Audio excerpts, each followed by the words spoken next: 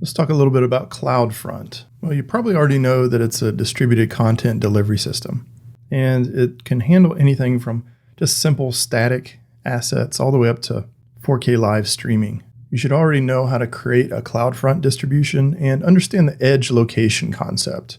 And know that it's also integrated with the Amazon Certificate Manager service and also supports SNI. We're going to get into some specifics around networking. Specifically, we're going to talk about SNI and SSL. So if you've set up a CloudFront distribution, you probably faced a screen similar to this. And it has SSL, custom certificates, options for SNI, TLS, lots of acronyms. So I wanted to spend some time and really dive a little deeper on these concepts so that you truly understand what you're doing when you're configuring these things versus just picking options. So SSL and TLS, they go back quite a ways. SSL is actually the forerunner of TLS. TLS is really considered kind of the current standard.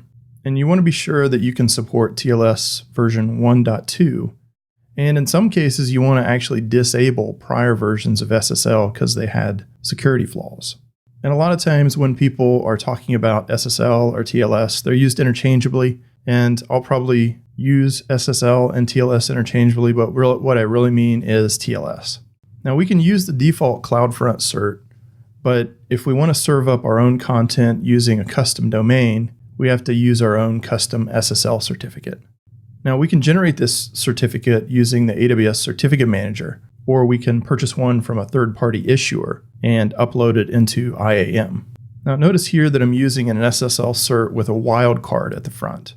And that cert will be good for any subdomain that I want to add on, like www.scottpletcher.guru or cdn.scottpletcher.guru. Now, if I do choose to use my own custom domain and I've selected my custom SSL certificates, there's one issue.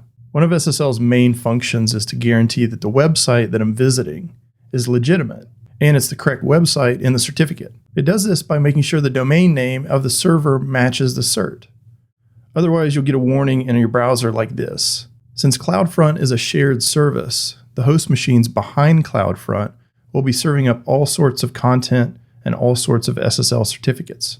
And so to get around this, we have two options. The first is to pay for a dedicated IP address for each edge location. And this dedicated IP address will just serve up our content and use just our certificate. The second uses something called server name indication, or SNI. It allows the client to specify which host it's trying to connect to, and the server can present multiple certificates on the same IP.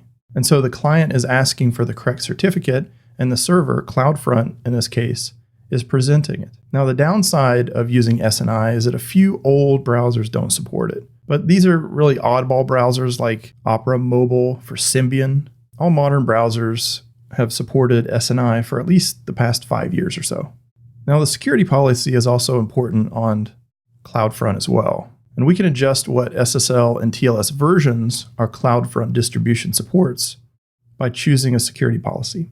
You can see here that all policies support TLS 1.2. The default behavior for most modern browsers is used in most modern protocol and then fall back as needed. But if we wanted to get super strict, we could specify TLS 1.2 version 2018 and only support TLS 1.2.